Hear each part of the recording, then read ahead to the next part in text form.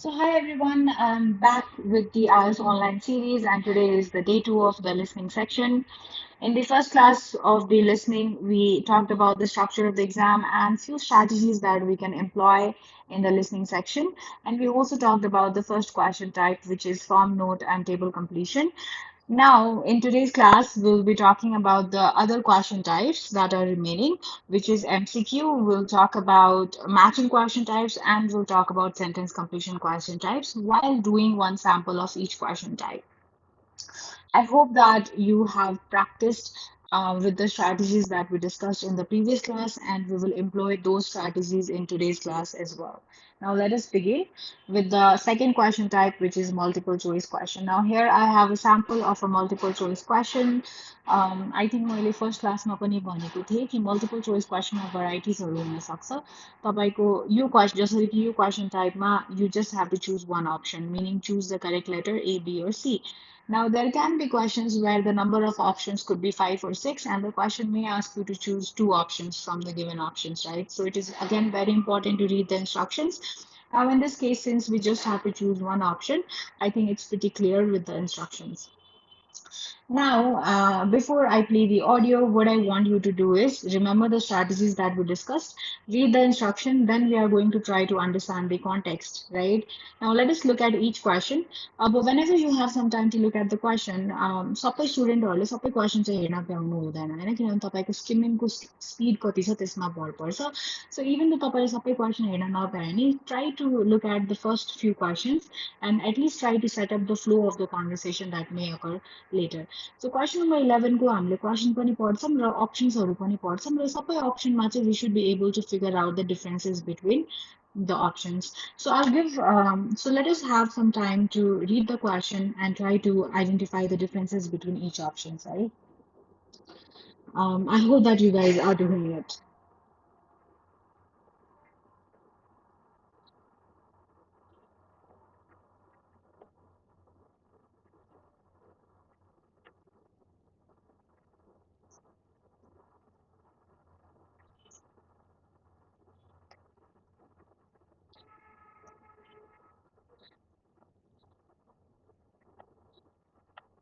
All right. So I think we are done with reading the questions and the options as well, and we should try to figure out the differences between these options, and you should be able to do this quickly, right? Now, while practicing, you can take a little bit longer time, but make sure that you are really quick with skimming when you are taking the IELTS listening section. Now I will play the audio and let us do this question. After we are done with this question, we will discuss the strategies that you should employ in the reading section.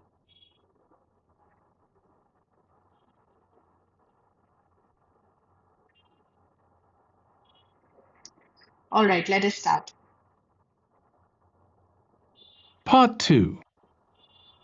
You will hear a woman giving a presentation about a holiday on an island in Britain that her company organises. First, you have some time to look at questions 11 to 14.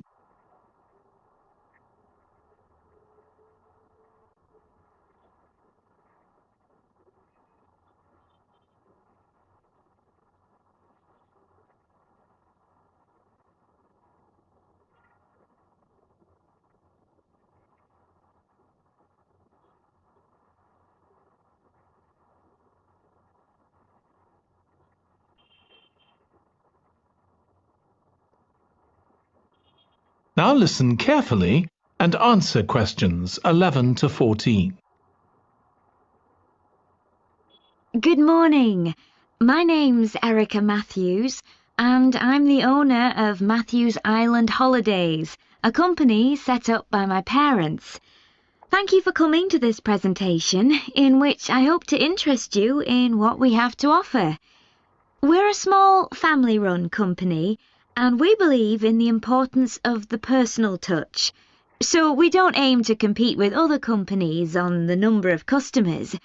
What we do is build on our many years' experience, more than almost any other rail holiday company, to ensure we provide perfect holidays in a small number of destinations, which we've got to know extremely well. I'll start with our 6-day Isle of Man holiday. This is a fascinating island in the Irish Sea, with Wales to the south, England to the east, Scotland to the north, and Northern Ireland to the west. Our holiday starts in Heysham, where your tour manager will meet you, then you'll travel by ferry to the Isle of Man.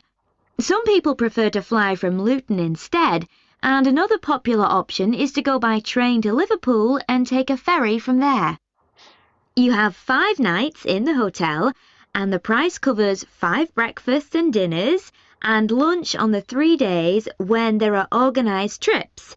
Day 4 is free, and most people have lunch in a cafe or restaurant in Douglas. The price of the holiday includes the ferry to the Isle of Man, all travel on the island, the hotel, and the meals I've mentioned. Incidentally, we try to make booking our holidays as simple and fair as possible, so unlike with many companies, the price is the same whether you book 6 months in advance or at the last minute, and there's no supplement for single rooms in hotels. If you make a booking then need to change the start date, for example because of illness, you're welcome to change to an alternative date or a different tour for a small administrative fee. Before you hear the rest of the talk, you have some time to look at questions 15 to 20. Part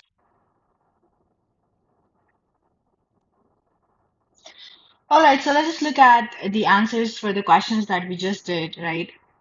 Now here, as you saw that I was not only trying to look for the right answers, but I was also trying to eliminate the wrong ones. Now this is a key strategy for MCQs, no matter it be in IELTS or anywhere else. It's not only about finding for the right answers, but also about knowing which one is incorrect, right? Now, if all of you heard the conversation very attentively, you must have noticed that in question number 11, she says that, we do not have a lot of destinations. So she says exactly opposite of option number B, and that is how option number B was eliminated, right? In option number C, also, she kind of implies that it's not about us for having more customers, but it's about having a personal touch. So that is how option number C also gets eliminated. And she obviously mentions option number A explicitly that they have been in business much longer than their competitors, and hence A was the correct answer, right? So the major idea about tackling an MCQ question is to be able to eliminate the wrong answers as well, right? Question number 12, even though the speaker does talk about Liverpool and Luton as well, but what you need to ensure is that Liverpool and Luton is not the answer for the question that is being asked here, right? So the question asks that where will the customers meet the tour manager, right? So the only place where the customers were going to meet the tour manager was in Heysham, even though they could have traveled from Liverpool or Luton to the Isle of Man, right? So B is the correct answer. In question number 13, again, she clearly mentions that she talks about dinners and breakfast as well, but the question asks about lunches. So if you did not read the question very carefully, you would have easily been confused in this question. But please make sure that you are reading the question very carefully to get the answer. In question number 14 as well, she completely negates option A and B and explicitly mentions about option number C, right? So that is how you get the answers correct in the MCQ. Now, as we can see, the answers that we have chosen are all correct. And please make sure that you are practicing more MCQ question. Now, another important thing that you can actually consider is that this is a part 2 MCQ. So it is not as vast. But however, if you get an MCQ question in part 3, the content might be a little vast because first of all, it's going to be based on an academic setup or a training setup, and it might be you might find it a little bit technical or difficult to do. So please practice MCQs not only in part 2 but also in part 3 sections. All right. So now here are a few instructions or strategies that I did follow while doing the question. The first one is obviously read the instruction very carefully. The second one is read the question and identify what is actually being asked. Highlight the keyword in the question. That is what we did.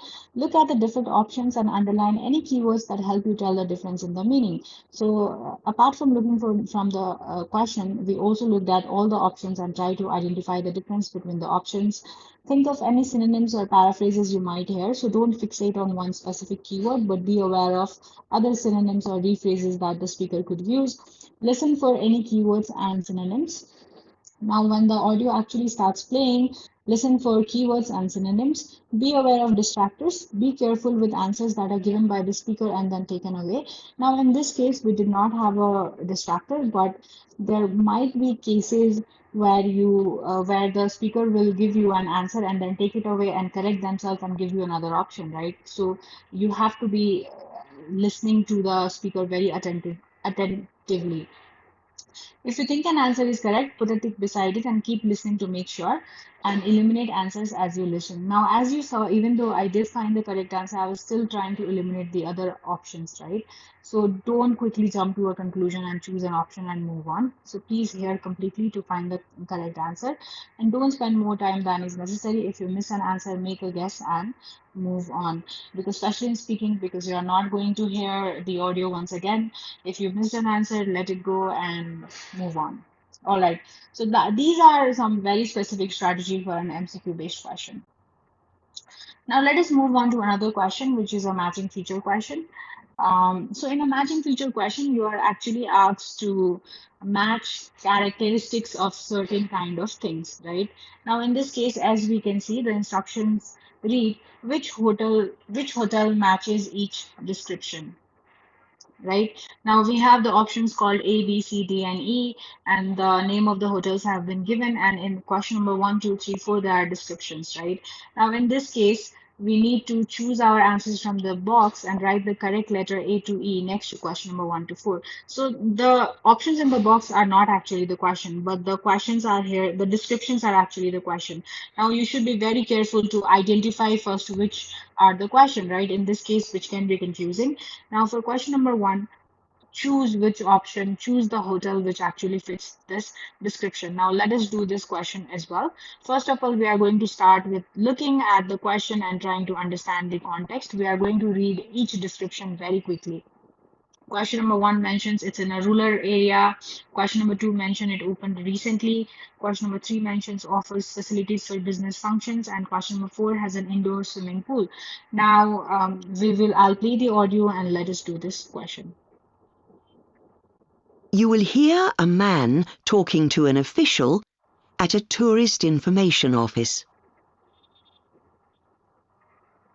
Can I help you?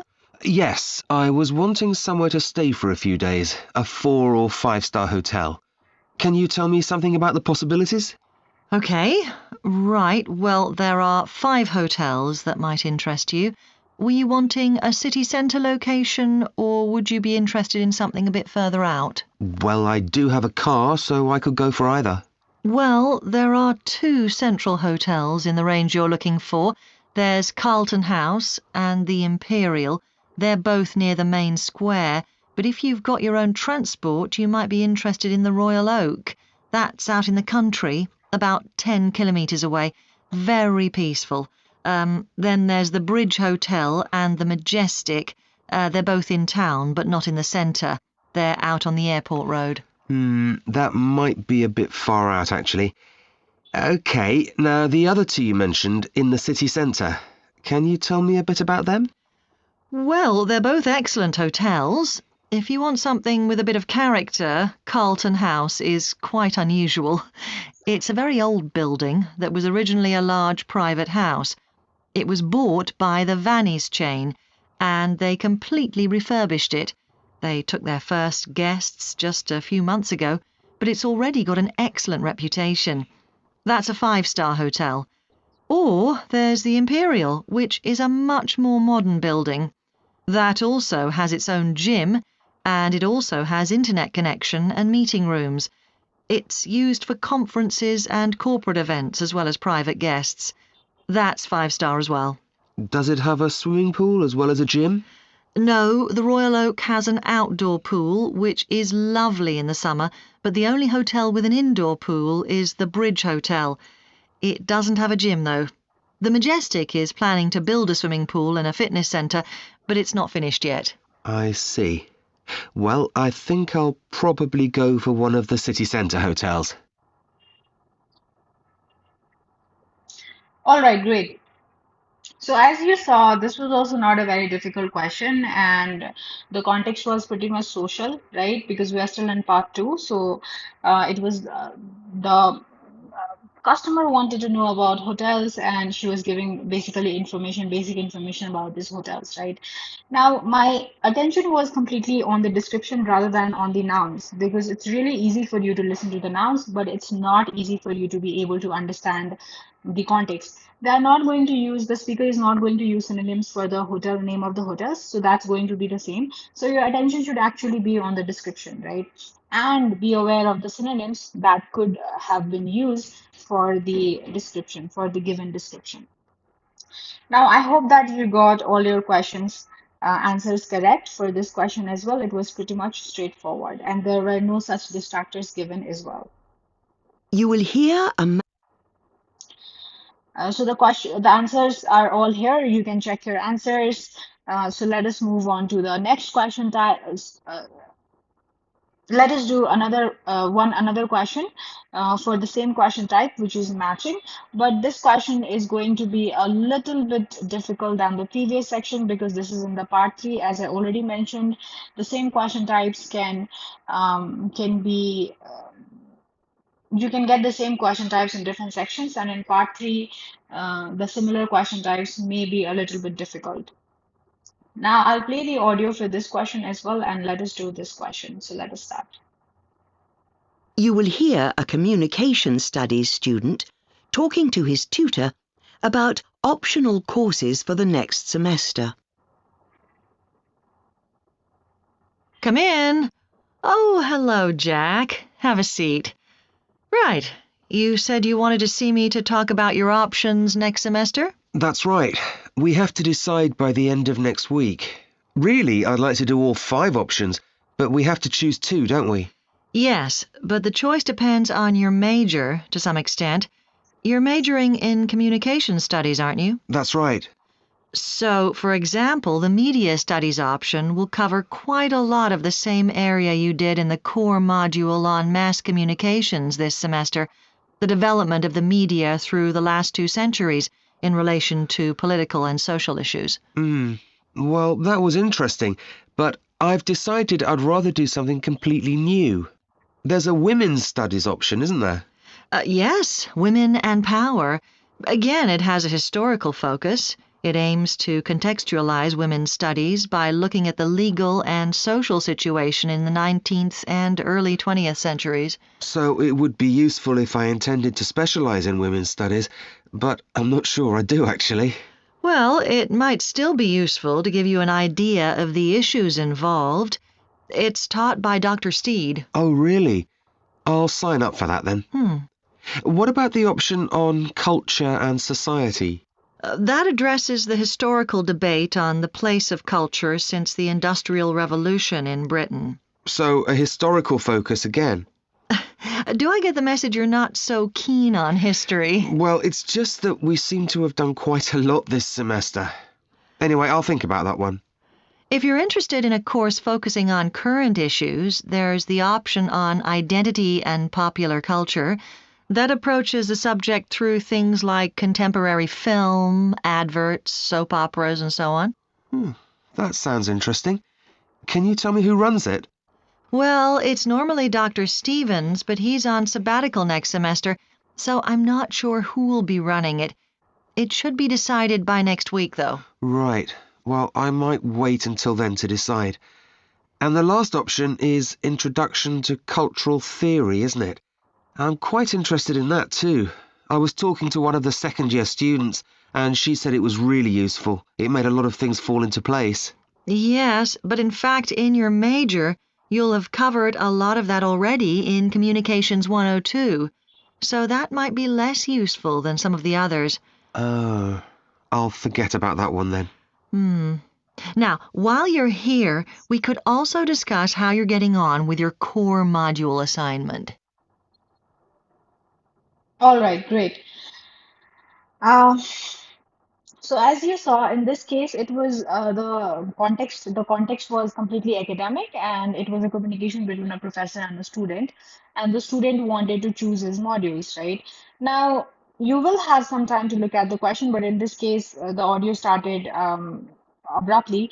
But anyways, so in the exam, you will have some time to look at the question. Now, in that case, you should be able to understand the context. So I was required to choose options A, B, or C for these modules. And the options A said he will definitely do it. The option B said he may or may not do it. And option C said he won't do it.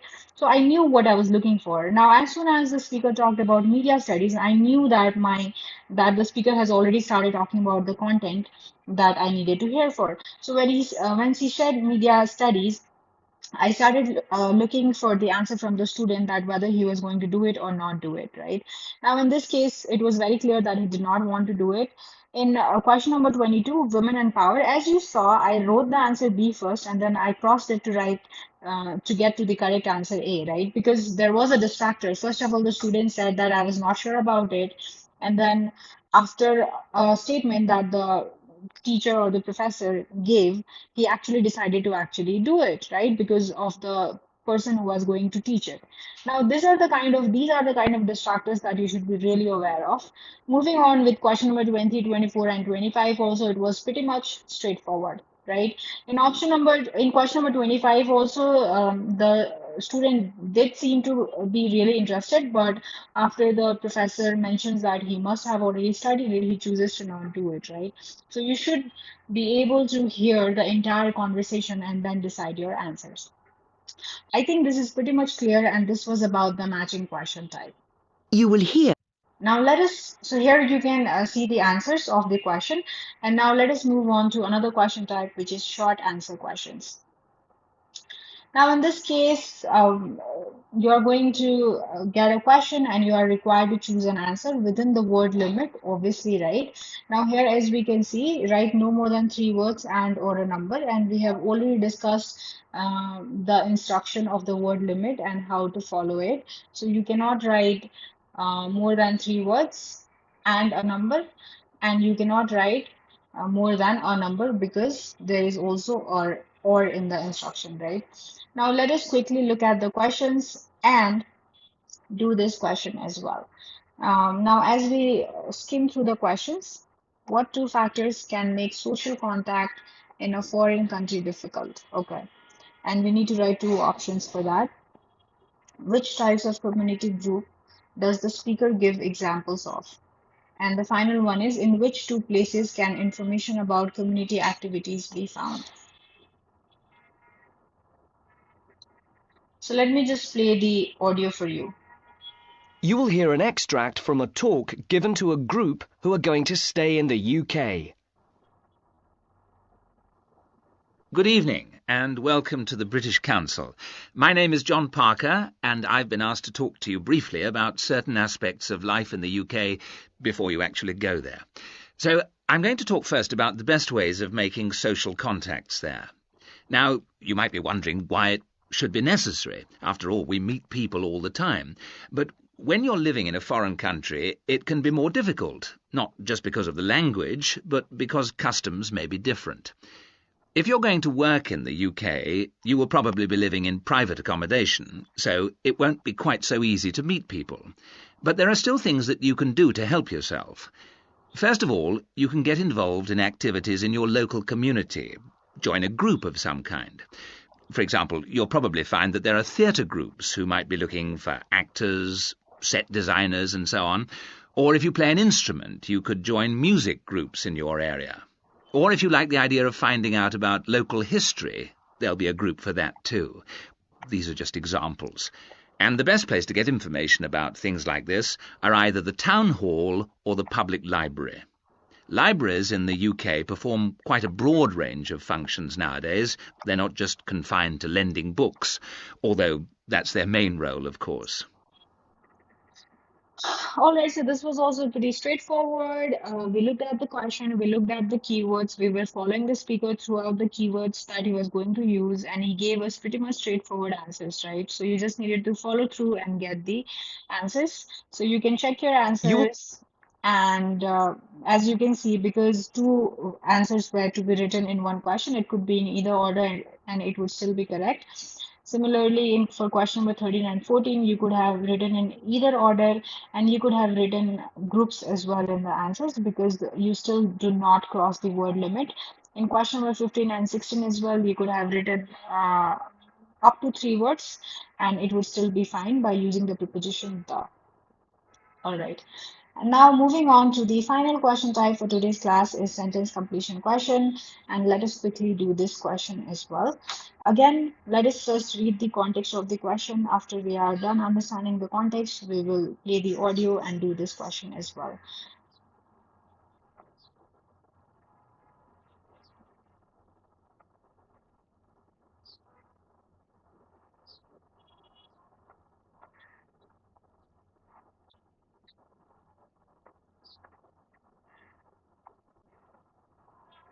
All right, so let me just play the audio.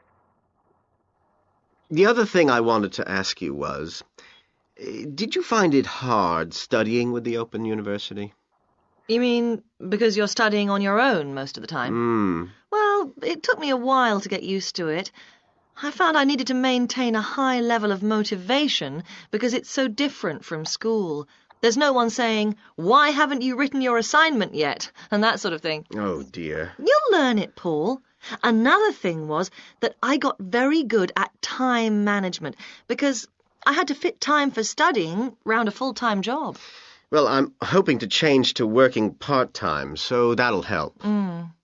What makes it easier is that the degree is made up of modules, so you can take time off between them if you need to.